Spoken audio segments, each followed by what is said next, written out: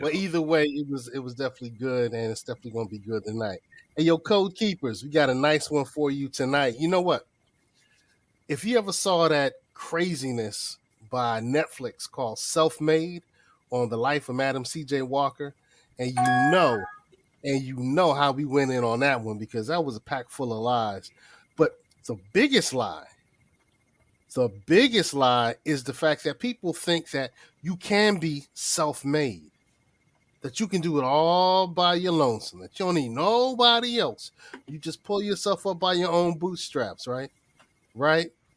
Wrong. All right. Welcome to GetOnCode, the Fly Guy Show, which is a series of melanated conversations focused on empowerment, health, wealth, and knowledge of self. People think in binary choices because they are conditioned to. And on the wall was a picture of a wolf and a lion. I think the wolf was the Democratic Party, the lion was the Republicans. But the drug trade and all these illegal stuff that people do, that's still economics. It's just that they couldn't do it in the traditional system. We're talking about melanated wealth. So we can build wealth, but we just, for some reason, don't seem to be able to transfer it. You had a great experience. Fine. That means nothing. What were you told as a child about education? You had to be how many times better? Every impression without an expression becomes depression. Ain't nobody self-made. Ain't nobody self-made. Ain't nobody self-made. And we got the good brother from another mother and father, my brother, Dan Tres Omi. What's good, hermano? Peace, man. How you doing, brother? You doing all right? Everything is love, man. Love is life. We got Fit Goddess in the house. Peace, Queen. Peace. And of course, we have our resident metaphysician. I'm stumbling already. I'm tired. Zumbi, what's good, bro? Peace. Hey, look, Zumbi, you and I were just talking about 10 positions that people need when they build their team. Because there's this big myth that you can do it alone. Why don't we start off by you running down just those 10? Just give us the word. You ain't have to give us the diatribe. Okay. Just give us the word. So what we were talking about, for those of you who are watching Precise Thinking, I'm taking a chapter from my book, okay, Gospel of Afro-Nomics Theology, and the chapter is called Advisors to the King or Queen. In my research, where successful wealth builders and wealth creators have what I call a cabinet, and I've designated 10 positions that every wealth creator and every wealth builder should have. So these 10 positions are: 1, an accountant or CPA, certified public accountant. 2, an attorney or lawyer. 3, a banker, be it personal and or an investment banker. Number 4, a financial advisor or a CFP, certified financial planner. Number 5, an insurance agent or broker. Number 6, an estate planning attorney. Number 7, an asset protection attorney. Number 8, a tax attorney. Number 9, a real estate agent or broker. And number 10, a business advisor or coach. All right, so that's in the business world, the growth, wealth, business, wealth building world. But I think those things kind of also fall into our personal lives. Mm-hmm. And when we deal with the fact that nobody's self-made, we're talking about in parenting, nobody's self-made. Mm-hmm. We're talking about in terms of conscious building. You have somebody that's your enlightener. So nobody's self-made. You know what I'm saying? It took a masculine and feminine energy together to make all of us. Ain't nobody self-made. One of the things that I think is real important is the parenting in our community. So, Fit Goddess, what's the deal? You parent with a tribe. Oh, Where they do that at? Where they do that at? What you mean everywhere? So again, you always know that I always say that I'm deported. I'm not from here. I'm not from Virginia, even though I've been here almost longer than where I was from. What's the movie quote? I always rely on the kindness of strangers. Not to mention, I'm only one person. Like, I may be every woman, but I only know a little bit about a lot. So there's a myriad of things that I can't teach my sons. Like, number one, I can't teach them how to be a man. So why would I try? Why would I force myself into a position that I can't assume when two, there's a myriad of phenomenal options out here. I just have to surround them with it, and it's like chocolate. They get to choose. All right. You can't teach your sons to be a man. Nah. Now, with the queens out there that are, studying from some other books, that sounds like slander. That's got to sound like. Hold on, Danny, would Bell Hooks agree with that? Would Nikki Giovanni agree with that? I'm not even gonna go to the gospel of Bell Hooks. I mean, my mom is a warrior. She didn't know how to raise warriors.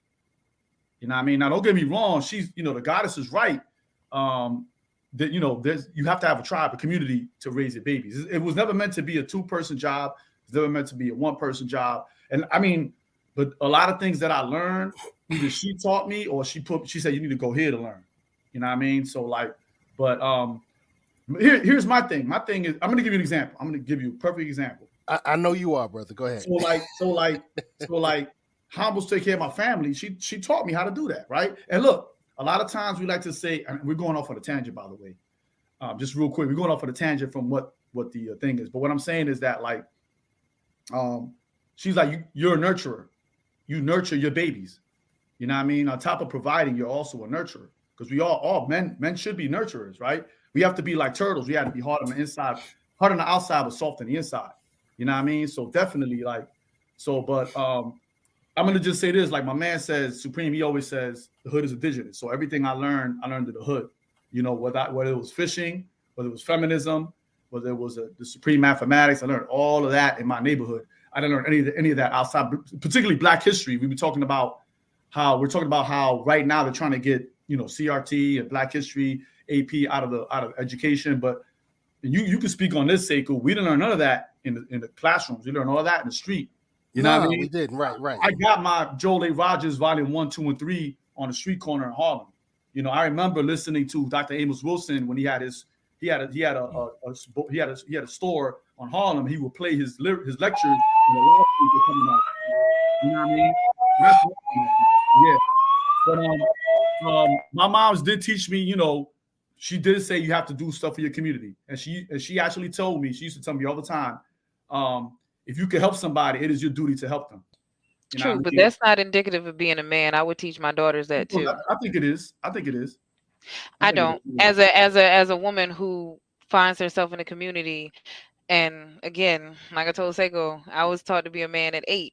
So it's not. It's very empowering as a woman to have these kinds of conversations, to be like, you have a presence in this place. It's not just a man's place to be in the community and be a forefront, because women are needed just like men.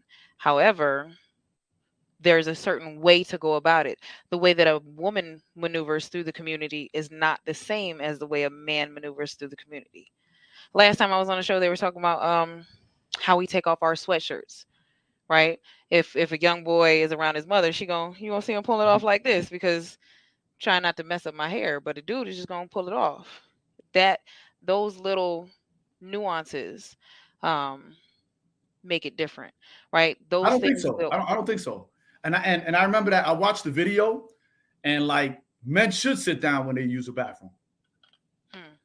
Why? Because when we pee standing up, we spray everywhere. We spray on the seat. We spray on the floor. But you know what I mean? And a lot of times, you're the only one that can tell the difference in that. Because I'm not going. I've never had there's no reason for me to stand up and know that there is a difference. But I mean, what I'm saying is, my point is, men should sit down at MP. True, but again, I would never know the difference as a man. But the examples that y'all use, and I don't want to go off on a tangent, because we're going off on tangents now. don't want to go for 10. I don't want to talk about what we talked about last week. We're doing a different discussion. Fair enough. Let's talk about the community and the village. That's what I want to talk about. So to bring it back around, you're helping me make my point. Mm-hmm. The things that you learn through trial and error as a man are so valuable that only you, a man, can explain that to my son, because I will never have that same trial and error. I will never have to decide between standing up and sitting down, because I always sit down. But you as a man can stand up and sit down and be like, sitting down makes more sense. Even though it was a woman, I was like, you're peeing everywhere. So that's No, I mean, right? Yeah, I get you. You gotta clean the top of the toilet and the bottom of and under the toilet. But who is the person that? You know what I mean? Because what ends up happening in the household is usually the women do the cleaning. So, but again, we're going off on a tangent. I don't want to do that, Seko. Let's get back to the topic. So yeah, we could talk about this we could do this in a different podcast. But yo, for real. Rename the title, and we can keep it going. Push it up real quick. Yo, for real though, if the message is ain't nobody self-made, and we're talking about roles in the household, who teaches those roles, and what's the best strategy to urinate? I think it all flows together, man. Sweater, right? I think it all flows together. Because Danny, you've raised sons, right? And daughters, yeah. Mm-hmm. And mentored for decades. Yeah, definitely. All right, so that may have been a bad example talking about peeing. Different one. Maybe we can make better points with a better subject matter. All right, but Danny, you mentioned that your mother helped you become a warrior. She only raised warriors. Yeah, Yeah. All right, so you, your brother, and your sister. So, how did your mother, by herself, raise a warrior?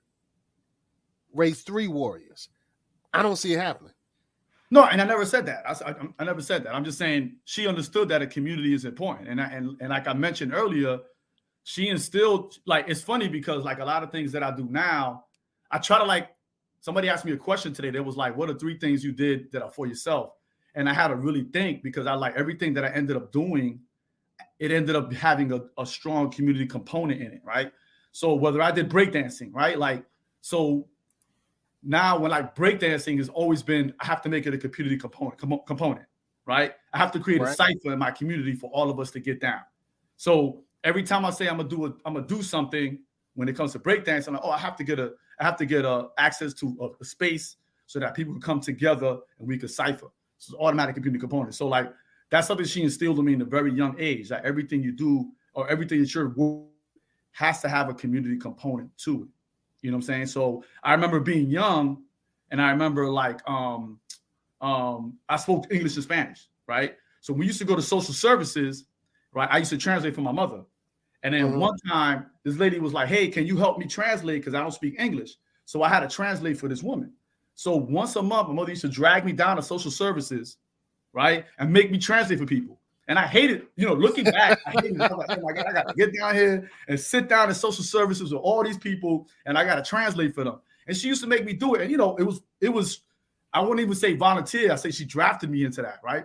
Right. But those are the things that she taught me that I was like, hey, whatever you do, you have to do for your community. So to this day, there's only 2 things I do that's not even part of it that I do for myself. Everything else I do for my community. And it's that's something she instilled in me. And me and my siblings, all 3 of my siblings, we all do community work, and that's something that she instilled in us very young. Very, very young. And so that's something you have to be part of the community. You have to give back, and also the community is going to help raise you. So everything that I learned, that's why I teach capoeira for free, right? Because everything I learned from my community for free. So I've been doing that for 11 years. So yeah. Yo, we have the good brother, the chakra doctor. What's good, bro? Yeah, he'll tap in just a second. Can't hear you right now, bro. But yo. Oh, my bad. How y'all doing? Right. Yo, we're talking about ain't nobody self-made. And the reason that this conversation came about was not just about the pack of lies that Netflix dropped with Self-Made with Madam C.J. Walker. There's a pervasive message that's coming across in our community that's telling our sisters. That's telling everybody. It's telling everybody. Everybody. Yep. Capitalism is telling everybody that you're self-made. Self-made millionaires, self-made billionaires. The CEO cult that we have going on right now. This idea that that's prevalent. That's part of capitalism. This idea that we're all self-made millionaires, that we don't need anybody. That that's on everybody. That's on everybody, man. Yeah, long as they got us broken single, they straight. You know what I mean? That's on everybody. They tell us that. They tell everybody that. Like you do it on your own and you're gonna make money. And that's something that's prevalent. That's something that we adopted from capitalism. That really is. It's very Eurocentric. It's something that we adopted from that. And I hear that all the time with young people. I'm an educator, and I hear that all the time. I don't need anybody, and I'm like, oh, wait a second. Like, a lot of that come from abandonment, man. When you've been abandoned, what other mentality do you take? But I don't need anybody. That's the mentality you have to take in order to make it. You know what I mean? After you get to a lot of us grew up with our mothers, a lot of us grew up with our fathers. So the mentality of a person that grew up without a mother or father, or only grew up with one parent, is, hey, I got to take on that position. And when you're young and you're taking on that position, you have to act it out. You have to act out as best as you know what you don't know.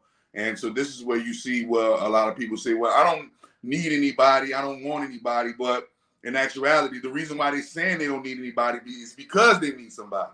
And the reason why they're saying they don't want nobody is because they want somebody. You know what I mean? Hurt dogs holler all the time. But if we just look at what people are saying versus how people are living, we'll get caught up in what people are saying, right? And if you just look at the lifestyles people live in, it is clear to see that everybody needs somebody, right? But I don't think they actually mean it. I don't need nobody.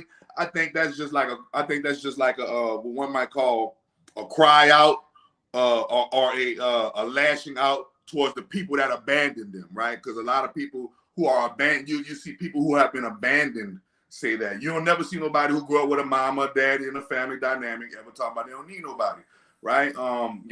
If you grew up with both parents in your house, you need somebody. Let me just say this. There's a Eurocentric idea that started in the 50s that a family consists of mom and dad and the children. When we know in actuality in African culture, it's always been elders, parents, aunties, and uncles and cousins in the same household. Speak on it, bro. We were doing that even during slavery. We were doing that. We was on that. Even if mom and dad got sold, grandma, uncle, or auntie took you in. You know what I mean? Yeah, the village raised the child. Even after that, exactly. That ball has been dropped. I have students that'll be like, I live with my grandma and my grandpa. I say, it's your family. Right. That's your family. What are you talking about? You know what I mean? Like that's, or my aunt and uncle. But elders don't find respect in being elders no more. Yeah, like I grew up in the hood. Remember, the elders treat children like burdens. I grew up in the hood with people that black elders treat kids like burdens. The first thing they do is say, I can't wait till you turn 18 to get out of my house. That's the first thing elders tell these children. I can't wait till you get old enough to get out of my house. Now that's not an elder. That's the adult. The elder is the grandparent in my mindset. Well, remember the elder raised the adult. So where the adult get it from? No, I mean I get you because my mother was that one. At 17, she was jumping up and down, like literally, physically jumping up and down, very excited to tell me, "Hey, I'm no longer responsible for you. Get ready to get the fuck out of my house." Right? So I know this woman. She just had a baby. She just had a baby at 40 years old. And she's like, oh, man, I'm trapped again. And I'm like, you just had a baby and you're calling yourself trapped. You're like, yeah, man, I'm not supposed to be having no baby at 40. Now I'm trapped and stuck. Now I'm stuck with this baby. So now you literally got a child that you feel like is not a blessing in your life, but you're stuck. This is what a lot of parents feel like today. And a lot of parents feel like that because of abandonment. We dropped the ball when it came to what the brother was talking about. When the brother talked about, we had mamas, we had daddies, we had aunties, uncles, nephews, the village raised our children.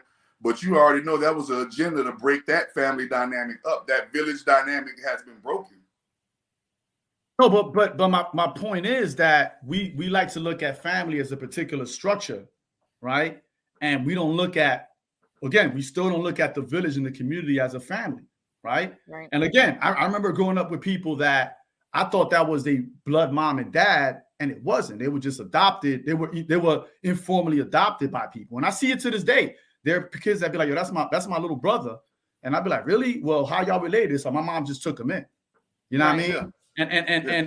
And from from a Eurocentric perspective, as I've seen as a family, but from an African perspective, that is definitely family, because it doesn't even have to be blood. You know what I mean? Yeah, you know, and that's you hear it all the how I time. look at Streets, it. man. Blood So don't make you family. I've had students come in. I had students come in, and they'll be like, "Oh, you know, I don't have a dad, or I don't have a mom," but I'll be like, "Well, who do you live with?" And I live with my aunt and my uncle. And I'm, okay, that's family. Like that's I see but that. Does that serve? If anything, I see that more. Good enough? If anything, I see that more as a manifestation of love, because aunt and uncle don't really, in a Eurocentric society, don't really have to do that, take that responsibility, but they did. But to me, that's more of a manifestation of love in action when we see that happening. You know what I mean? So, and again, I look at the people in my life that were tremendously influential in how I came up in my consciousness and my growth and development. You know, Baba Varner, you know, Seku's dad, you know, the late great Baba Skia, you know, Brother George, all these individuals that I was not even related to, and they treated me like I was their son, and they treated my children like they were their grandchildren. You know what I'm saying? And I think we have to look at family in that perspective versus on how we look at from like Europeans look at it from mom, dad, and child. You know. Well, when Europeans just don't look at it that way. Black people look at it that way too. Moms and dads are very important to children. This is the Holy Trinity. The Holy Trinity ain't uncle, cousin, and auntie. The Holy Trinity is mother, father, child. That's the ankh. So when you're missing a key component like a mother or a father, that actually ruins the family dynamic. I disagree. You think it's cool that, because mama not there, I got an auntie and an uncle, but no, mama not being there, daddy not being there, removes a big gap that uncle could never fulfill. That I think they can though. Even though they're right there, even though they're right there, growing up in that house, that child has to live with the fact that I ain't got no biological mother taking care of me. I don't have a biological father taking care of me. I have surrogates. I'm adopted.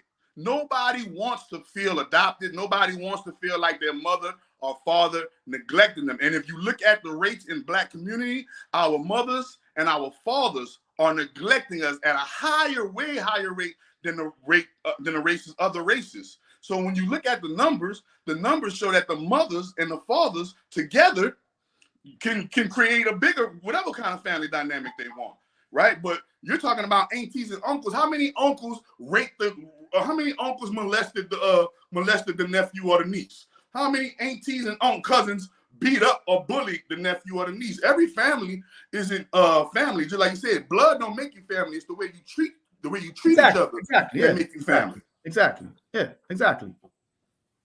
But so I've known men that have been adopted. Like I dated a man in college that was adopted.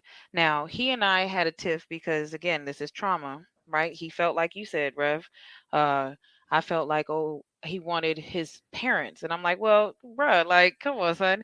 My parents are not available to me. And yet they kept me. They kept me in this hellhole on purpose and called it love.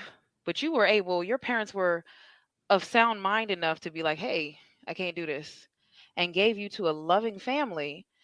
Now, I understand what you're saying in that he still desires that understanding, but it's really about the ability to forgive and receive. Because as a woman, it took me years to be able to receive the love from the village of women to be like, hey, I'm here. I know I'm not your mom, but here I am. I'm here to give you whatever it is that you need from a mother, right? I'm 36 now. I'm blessed to have a surrogate mother. You know what I'm saying? She calls me every morning. She checks on me. She actually gives a damn, when she's able to help me. She does what I assume a mother at 60 would do for her daughter in her 30s. Now, again, these children don't have these coping mechanisms to be able to heal themselves and receive that love from the village. And yes, they are lacking, but is it able, like, do you have to have mom? No. You have to have a mother figure. You have to be able to allow that woman to present herself as whatever that thing is you need. I remember a woman when I was 17. Again, remember, I told you I ran away from home essentially to come get my education. And there was a woman who was like, hey, I don't have to be your mom. I can be your friend. Just talk to me as you would an older woman who is here. But I couldn't receive it then because I longed so deeply for the woman that wasn't able to do that thing for me. Children that want what aren't we can't have. right, but it's really just a thing that has to be taught. We're not being taught the value of receiving love from other people because we're so selfish that not only have I brought this child into the world, I'm going to screw you over, whether it's subconsciously or not. Right? Because they're going through the same bullshit that their family put them through. Hence, if you look at a little 16-year-old who says, oh, I had this baby because I wanted somebody to love me, but then you also don't pay attention to the child like your mother didn't pay attention to you. You're repeating a cycle, whether willingly or not, searching for something that you won't just let yourself let go of because you think I need mom. Are we saying that the trauma that we've experienced is one of the reasons why there's this self-made myth going around? Definitely. Well, I know one thing for certain and two things for sure. You know, I know one thing for certain and two things for sure. When you talk about self-made, that don't mean I didn't have any help. That means the bulk and the heavy lifting of this whole thing, I did it by myself. Those hours up at night while you was asleep, that was myself. When you couldn't go and you couldn't come up with the money, I came up with the money. That was myself. When everybody abandoned me, who told me I could do it? Me. When everybody told me I couldn't do it, who said you could do it? Me. So when you're talking about self-made, you're talking about a person that didn't need a bulk of the help to create their path and their lane in life. When you're not talking about, oh, I didn't have any help, you're saying, hey, look at the minimal help that I did, and look how I was able to cover everything that was missing by myself, right? And when you're doing that, you are self-made. Jesus was self-made. Prophet Muhammad was self-made. All of your prophets are self-made. Man, as a matter but they of fact, had help. No, I got to disagree, brother. All the prophets, all the prophets had somebody had a source. You know what I'm saying? All the prophets had a source. Look, I never said he didn't have help. Look at what I said. Listen what I said. Listen to what I said. When you had barely any help, but if you're gonna bring in prophets, they had the help from the highest. So you can't say that. Well, remember, we're not talking about invisible. No, we're talking about physical people around the prophet. Brought them up, so you were talking. We're not talking about the invisible source that came and sent them. We're talking about the physical people. The prophets were ridiculed by the people. The prophets were abandoned by the people. The prophet is never accepted in his hometown unless he goes abroad. So the prophets get the hardest end of the stick when it comes to projecting something that's righteous or projecting something that's positive. And the prophets are shunned. The prophets get stoned. The prophet get murdered. The prophet gets ostracized and criticized for bringing the truth. No, the prophet makes it himself, because if he don't, he will fall at the wayside. The first criticism, the prophet going back into his cubbyhole. The first time they stoned him, the prophet is going back into their cubbyhole. And what if Jesus would have gave up the first time they said, nigga, you ain't the son of God? What if he would have gave up? Where did he get that support from, though? Because he didn't go to Mount Sinai. He got the support from there. I can do all Actually, things. Jesus had 12 apostles. I mean, I'm just saying he had backup. That means if God is in me, he won't by himself. I am able to make myself how God made himself. I remember Jesus made his image and his likeness, and I can't make myself how God made himself. Chakra. All right, you just brought up some interesting positions I disagree with, but also sounds like Dan Trez and Fit Guys kind of disagree with it as well. So let's do this. You just gave Yeshua as an example of somebody being self-made. Zumbi, Fit Goddess, Danny, in that order. Was Yeshua self-made? No. And I'll start I'll go back to what I said at the top of the show. Okay. Everything in nature is about systems and teams. Okay. So we take Yeshua. Okay. His teammate was the Most High, whatever name you want to use. He had a team of, for lack of a better term, the Dirty Dozen. Yep. Okay. Yep.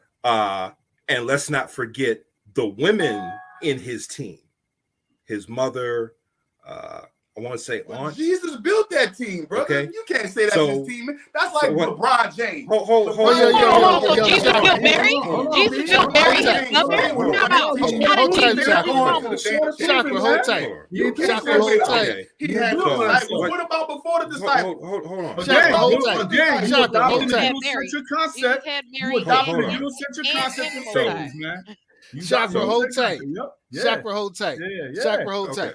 Hold tight. We're gonna come back to you, Chakra. Hold tight. I love this. Hey, Zumbi, finish your point, and then my bad, brother Zumbi, my bad. Okay, so and we say this with Prophet Yeshua or Prophet Isa, then we go to Prophet Muhammad. Okay, his Sahabas who fled with him when he got chased out of Medina into Ethiopia. Okay, and in fact, he chose one of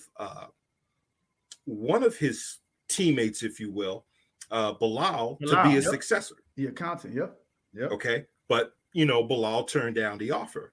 So what I'm saying is that if in nature everything is built with systems and teams, what makes man exempt from that? All right. That's the thing. So remember, I stated earlier, I never said that you did it by yourself. I'm saying that the bulk of the work, when Jesus was feeding the 5,000 with the 2 loaves and the bread, what was the disciples part of that? Passing out the food. They was passing out the food in the baskets. Wait a minute. I just said, but it wouldn't be no food to pass out had not Jesus multiplied the fish. Yeah. All right. Fit Goddess, we kind of skipped over you. Sorry. But just think about that right quick. These teams are LeBron James. I'm going to break it down even further. Ain't no team. Chakra, hold I'm going tight. to break it down even further. Right, on a molecular level, DNA structure-wise, there are 2 strands that must combine together and turn into a double helix. There is no one strand that can do it by itself. I need the X and the Y. I need all the things in order to work. There's no way. The brother said it at the beginning of the show. It takes a masculine and a feminine principle, right? If Jesus had nobody else, he had his mother. I never said he didn't have nobody though. No, but again, he didn't. But you're talking about the bulk of the work. Nobody. I'm talking. So listen, when I say the bulk of the work, no. Chakra, hold tight. Okay, Chakra, hold tight. The bulk of the work. You still talking, brother? Come on. Give me 2 seconds. Yeah, She's we're very polite. Her time. She's Correct. reclaiming her time. we all good. We listen to you when you speak. Have respect for the lady. Peace. So, again, the bulk of the work was done by who? Actually, Mary, creating Jesus. For real. If not for Mary. How so? How so? Okay, let her finish, Chakra. Let her finish. Let her finish, Chakra. Let her finish. She said how so? She asked me how so. Finish, B. What? Yeah, she did. Right, but you jumped in. You jumped in before I could finish my statement. So of course I'm going to converse with you respectfully. That's what we're trying to do. That's all right. However, we did ask for a couple minutes for me to give my word before you jumped in. I mean, but if you're speaking falsehood, let me jump in. No, but I mean, so as a woman, let me debate that. A debate typically goes where a person says their full thought, and then once they've conferred, then the other person goes. How do you debate? Because all right, so yelling back and forth is not a debate. Yo, Fit Goddess, make your point, and then we go to Dan Trez, and then we're going to move on. Again, in the creation, if we're talking about the story of life, before Jesus was even created, he was implanted into the universe of a woman, in which There would happen mitosis, where the cell division. All of this work is being done by the body, the host, which is Mary. So before Jesus is even into the realm of saying anything, she taught him how to walk. She taught him how to eat. She taught him how, before he could do anything, she taught him all of that. It's not like he learned how to speak on his own. Somebody had to teach him in order to prophesy and be able to reach the people. Somebody had to tell him A, B, C, D, E, F, G. That person, if it wasn't Mary, it was the village. Maybe it was the 3 wise men that came when he was born. What about all these people that showed up at his birth that were there to give him gold, jewels, clothing? Like, these people don't matter, because before he became 13 and then 33, there's a lot of people that are in his story, right, that actually gave him strength, mercy, grace, forgiveness, housing, food, shelter, encouragement, words, discipline. Or these things don't matter, because without these things, who is he? Without those things, if none of those things happen, who will Yahshua be? Just another nobody walking around doing nothing. Dan Tres, I know that you wanted to tap in. I didn't want to tap in. You didn't want to tap in? I'm good. All right. Yeah, All right. I most definitely disagree on that shit. I'm good. All day. But yo, because y'all forgetting who his father is. But you know what? You don't even give credit to his father. I think his father blessed his mother and chose her for a reason. I think keyword, father chose her, not the other way around. The important thing is, well, because the father God created her. Well, that's what the creator does. Remember, we're all happy that we're chosen, right? No, but remember, the creator is the only one that brings life into the world. The creator is the only one that brings life into the world. Hold tight. I think that the important piece, even though we might disagree with Chuck, and we all have our different pieces and perspectives, we're really all saying it takes a village. We're really all saying one man it takes a can village. change the world. I disagree, but go ahead. One man can change the world. Yeah, by giving him one that multiplies. The only way you can't change the world of nobody's. You can't have Martin Luther Never King. Never said you couldn't change the world with nobody. We said the bulk. I said the bulk. Remember that statue? That statue with the weight of the world on your shoulders? Yeah, but if you carrying the weight of the world around and don't nobody give a shit, then nobody's what supposed are you to carry the weight of the world on their shoulders. Nobody. Thank you. Many hands make light work. That's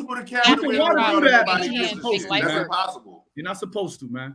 You're not supposed to. Any self-employed person is overworking themselves. Yep. Why do I want to be my accountant and everything else for myself when I can delegate and make it much easier? Again, morals in African, right? Afrocentricity, many hands make light work. That's where we come from. Facts. It's easier for me to be like, hey, you do this, you do this, you do this. Another African proverb, right? We go far. If you want to go fast, go alone. If you want to go far, go together. Ain't no way we come from a people that says one man can make the world. I love the song. Don't get me wrong. Don't get me wrong. I love it. I tell my sons, you are great enough with effort and companionship that you can change the world with your thought, but then you have to get other people to agree and move with you. Or he has to get other people to agree. If he don't get other people to agree, but that don't take no work. That don't take no physical work. Because look, no, it doesn't. It doesn't, because he can't change the world if it falls on him by himself. If I can't get you to agree, you ain't gonna change shit. If a person builds a team, that person built that team. The team didn't build itself. No, but the team was already built. Meaning, if the team was already built. Listen. If you are an accountant, that doesn't mean that you're not a part of my team. That doesn't make you any less of an accountant. That just means you play for me. We're not talking about building companies. We're talking about building nations. You know what I mean? Everybody play a role. Like what you saying, Reverend, is talking about, I'm going to build a company. You know what I mean? We're not doing capitalism. We're not doing Eurocentric shit. We're building a nation. You know what I mean? And it's going to take a community to do that. It ain't going to take one person creating a team. That's building a company to sell sneakers. You know what I mean? That's not the business that we in. You know what I'm saying? And I think that's the direction we should take this conversation in. Yeah. So how do we better unite to deal with some of the junk that we're dealing with? Chakra, I know back in, you're in the dirty South. You're in the real dirty. How are people coming together to address our young people going to jail? Well, first and foremost, they're not coming together. They're doing the same thing that they've been doing. We shall overcome someday, march and don't do nothing, go back to work for the white boy. I mean, that's what we're doing. All we're doing is finding out easier ways to get more lazy. All we're doing is finding out easier ways to get more stagnant. You know what I mean?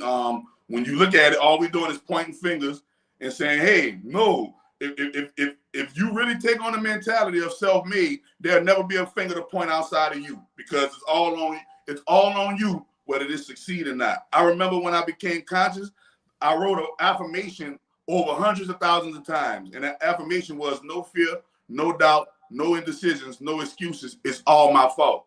Meaning that as a leader of a nation or leader of a team, leader of a corporation, leader of a family, whatever leadership position you're in, ultimately the bulk of the responsibility will fall on your shoulders. Right now, if America falls, everybody will blame Joe Biden, even though we know Sleepy Joe ain't pulling the controls. But everybody's gonna point the finger at Joe because he's the leader, right? If we go anywhere in the world, the leader will get the blame, and the leader will get the bulk of the responsibility, which means that leader by himself can handle way more than what the team can do. Even though he needs a team, even though every nucleus of a cell needs protons, neutrons, electrons, mitochondria, and all the things that make up the cell, we know that the nucleus, without the nucleus of the cell, ain't no cell.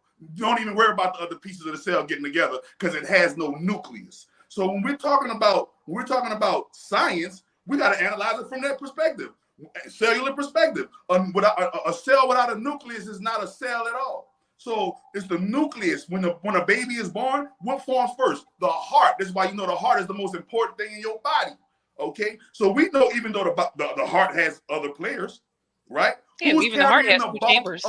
Who is carrying the bulk of the work for the body? The heart. The heart works 24 hours a day, pumping, nonstop, 24 hours a day, 7 days a week. If it stops, it's over with, right? So we know that there are the heart has two chambers, parts on the body of Christ, and we know that no one part is singled out over the next. But we do have to analyze the order of importance and responsibility when it comes to the parts. Okay, and not saying that, the heart is more important than the brain. No, we're saying that the heart has more responsibilities and a bigger role to play than the brain. It has to feed the brain so the brain can operate. So I'm just bringing this to perspective of, hey, we moving on, man. Why you still on that who has the most responsibility? You still on that? We moving on from that, man. Y'all moved on from that. I gotta move on from that. You still on that, B? Come on, we move on from that, man. Who are you? Move on, man. What? You know what? I'm dead. I'm telling you, you still on that. You can't tell me how to speak, my nigga. No, I'm not telling you how to speak. I'm telling you in this panel, we moving on from that. Is what I'm telling you. Man, I'm speaking on the topic. I'm not trying to get you upset. I'm not trying to get you upset. I'm just saying that we still on that, and we moving on, yo. Come on, we moving on. Seko asked a question. Let's answer that question. We're not talking about what we talked about 10 minutes ago. Remember, I answered the question. I said we're not coming together. What we was talking about 10 minutes ago, man. Well, yo. So we even got Brother Will Justice. Y'all been talking about it. I just got in it. So that's number one. And number two, a big fuck you. I don't give a fuck about what you think, my nigga, for you to be coming at me like that, bro. Thank you, man. Wow. Man. Sheesh, that took a little bit longer than I thought. Seko, God, please. Yo, we're gonna put Chakra. We're gonna let Chakra calm down. Seko, I'm sorry, that was on me. I shouldn't have went like that, but I just really felt like he was going. No. Hey, every so often we get impassioned. Yeah. And my dude Chakra, one of the things he's real passionate about is we stepping up to shoulder the weight of responsibility. Yeah, and I think he may have come off, bro Chakra, I think he just come off a lot super impassioned in that. And as I'm sitting back listening to what we're saying, I see that we need the unity, but we also need the leader to step up. No, I don't even think it's that. I think what it is that one thing I've learned with community work is our connections, right? Like, who do we know? Because when it comes to liberation, there's different lanes. You know what I mean? And for example, like my brother may be down with food justice, and just because I don't do food justice doesn't mean that his work is less important than my work. It's just as important than my work. It's just that I'm not into the food justice business, right? So what I need to do is, if I know somebody that wants to do food justice, I need to connect them to that, right? If I know somebody that does mentorship, and I don't do, because I do consciousness raising, right? That's my lane, right? So like I do consciousness raising. I don't do mentorship, but my sister does mentorship, so I need to connect you with that person. And I think that's where nation building really works, right? So Fit Goddess does fitness. So people that are sick over here, I need to connect them. I don't need to be like, well, I don't do that. I don't do that shit over here. Whatever. That's not as important as the work that I do. It is just as important as the work that I do, and I need to connect them. And that's how we need to work, right? That's the business we need to. If you do mental health, then my brother over here does mental health. I need to connect you with them. If you're doing financial responsibility and financial education, then I need to hook you up with Seko and do that over there. Be like, well, I don't do what Seko does. Fuck Seko. You know what I mean? Like, that's how we need to do this nation building. You know what I mean? Famous words of brother Rizza Islam, it's too late for all that. Too many of y'all sleeping in bed with white folks, and too many of y'all done sold y'all soul already. And you pointing fingers, bro. We don't need to do that, man. We don't. He asked the question. Yo, I'm being a realist. I'm being real. Y'all talking fantasy. Shot. One of the things I talked about was the streets that you live in, man. So Will Justice actually just gave you a cosign saying that you're right about the frustration of people not coming together in NOLA. Now, I know you're no longer in NOLA, but you grew up in NOLA, right? You went to jail in NOLA. You had your family in NOLA. Did you feel that frustration that Will's talking about? Now the women are on drugs. The women are popping pills and doing dope and going to jail like men. It is completely getting worse. It's not getting better. You know, it is not getting better with more of the opiate use, with more of the music, with more of the bad eating and the bad dieting, with more of the laziness, with more of handouts from massa. It is not getting better. It's not. Go look at the state of the black community right now. We're the worst that we've ever been since we've been here. And we are the richest that we ever been since we've been here as well. We're the richest and the worst that we ever been since we've been here. Right now, as we speak, 2023. So what do we do about that? Let's round table on that. Dan Tres. There you go. I already said what I said, man. We need to we all have different lanes. We need to connect those lanes and keep putting in that work. I feel this is the one thing I feel. Well, hold up. Wait till we come back to you. Fit Goddess. My bad. Just one little quick sentence. No. My bad. Fit Goddess. Sorry. We gotta heal. It's a brain issue, right? The physiological trauma has turned into physical trauma, which looks like self-destruction. Right? They sang a song about it when I was a baby. You know, I wasn't even old enough. The song was at least 10 years old, maybe 5 years old by the time I actually heard it for the first time. You know what I'm saying? Like, yeah, you know, your daddy know, you know the song was talking about. You aging me right now. You aging me. Right. Yeah. I'm aging myself, bro. Like, it's not that we don't know. It's we get so passionate, we lose control about instead of focusing that passion to be like, hey, okay, here is the problem. The actual problem is that I have a mental issue. And it looks like self-loathing. How do I love myself? How do I rebuild trust in myself? Because it's not that I don't trust you, brother. I don't trust me to trust you. First of all, I don't trust myself to make a decision to trust the person that is in front of me. That's a personal problem. Like, if I can't look at my brother and see team, that's a personal problem. If I can't look at my sister who looks like me, regardless of shade, tone, or whatever, that's a mental issue where I'm looking into a physical 3D mirror and I'm hating what I see. That's my piece. We got to heal our minds first in order to actually be able to look at ourselves with love. The one solution for black people don't follow. And what's that one solution that they always told us? Mind your business, focus on yourself, improve your own life, and let others watch you and copy it. That's what you do. You live your life to the highest and best positive that you can possibly live as a Afrocentric thinker, Afrocentric liver, eater, and communicator and networker. Let others watch you and copy you. Really, when you give it to people, they don't respect it. When you hand it to them, they don't respect it. But when they gotta go through something to earn it, that's when they're gonna respect your walk. That's when they're gonna respect your talk. But a lot of times we want to play Captain Save a community, Captain Save a black person. No, we are the gods and goddesses of the planet Earth. We will figure it out. As long as we focus on ourselves and in our immediate surroundings. A lot of times we worrying about what Sister Alligator, Brother Crocodile, and Joe Sausage Head and Plain Jane doing. Man, we need to focus on what I'm doing as an individual person, aka self-made, what I'm going, and I'm gonna make myself do these particular things for myself. Other people will see me do these things for myself and do those things for themselves with improvisation to their own liking and to their own custom. That's how you do that. Okay. Improve yourself. All right, That's Zumbi. it. Zumbi, how do we fix this stuff?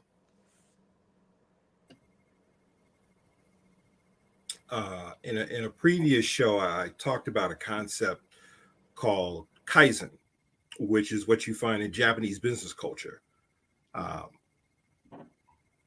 can I be 1% better today than I was yesterday? How can I be 1% better tomorrow than I was today? Okay. That's the beginning. I've always said that revolution begins in a mirror. Don't do it to him, Zumbi. Right, revolution begins in the mirror. Okay.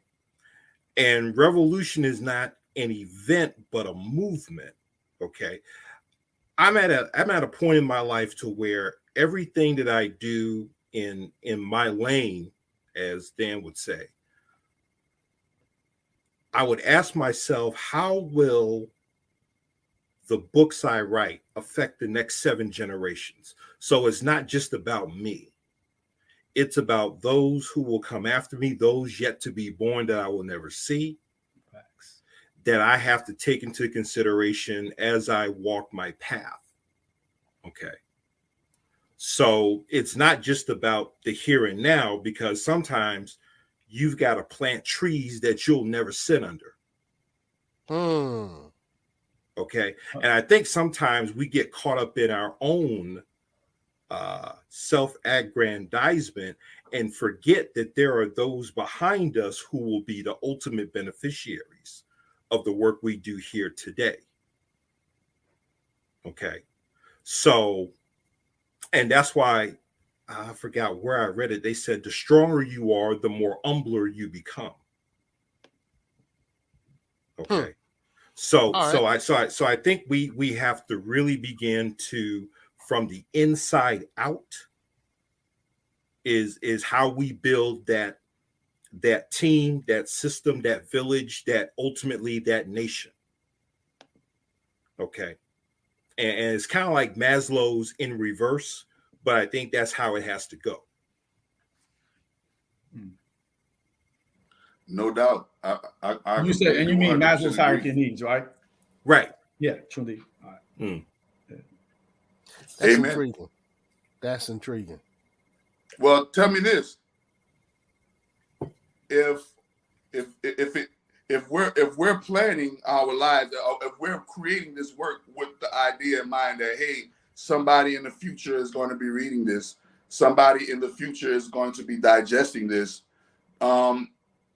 do we have to also consider that in our behavior as well, not just in our books or our works that we write? Yeah, absolutely. Like this book, and I'm holding this up here. This is the Honorable Marcus Garvey's course on African philosophy. Now, he wrote this in the late 20s, early 30s. Okay. He had no idea who was going to read it in the years to come. But because I have it now, there are things that he wrote then that I can apply to now, that can be applied to after I'm gone. Okay. Because the one thing, and I heard Dr. Miles Monroe say this, and this is for authors. He says the one thing that you never want to be a generational thief. Okay? You never want to be a generational thief. Les Brown said it best: live full, die empty. So everything that we do, our walk, everything should be a living testament and a template and a blueprint for future generations to follow. Okay. Exactly. So it's not just how we think, it's how we speak, how we act. Everything that we do is for those next 7 generations. And so that's my whole thought process. Amen. I mean, because it's better to take it right now. If you look, China, their population is dying. All of the Eurocentric populations are falling off, and you see nature is slowly but surely handing the crown of authority back into our hands. We just have to be prepared to receive it. And how can we be prepared to receive it if we're overweight? How can we be prepared to receive it if we're just not taking care of ourselves? That starting from within, you know? And that's what I just feel like. If we just all start from within and just take care of ourselves, I feel like we'll develop that love for ourselves to love each other and then connect with each other. But how can we connect with each other and we're all toxic? How can we truly have real good connections with each other and we all are sick or something is going on, we broke or we sick, we downtrodden, we going through all these things? I just feel like self-improvement will do all of us some great network building, because if you improve yourself and you've healed yourself and you've taken care of your traumas, like the Queen was talking about, taking care, that trauma base and taking care of all those traumas, those childhood traumas, you're not going to be acting out those childhood traumas when we come together and build a business. You're not going to be acting out those hurts and those pains that you went through with your people when it's time for us to sit at the table and organize. But we're sitting at the table and organizing, and we're stressing about this at home. We're going through so many things personally that we're not even fully capable enough to indulge ourselves fully into a network of Black excellence that would say, hey, it could rival that of the Jews or rival that of the Italians or rival that of any other race on the planet. You know what I mean? Because we're just unhealthy. And when a whole bunch of unhealthy people getting together is just a recipe for disaster in my world. And yo, Chakra, I love that, man. That was your wrap up, though. That was your wrap up. Minister Zumbi, man, go ahead and give us your wrap up. We'll have Dan Trez with the wrap up, and then we'll end with the Fit Goddess. All right, so Zumbi, bro, you on? Wrap up, bro. All I have to say, and I think Chuck D said it best in Welcome to the Terror Dome. Move as a team, never move alone. As I said at the top of the show, nature has built itself in systems and teams. So I think we need to, remind ourselves of that and remember what's the old gospel song where it says, you'll never walk alone. Hey, Zumbi, hold up your book, man. Oh, yeah. We closing up, man. You better get your commercial in. So here's the book. This is about 22 years of research and personal experience in business. You can purchase this at your Melanated bookstore, or you can get it from Amazon. And I'm working on the expanded edition as we speak.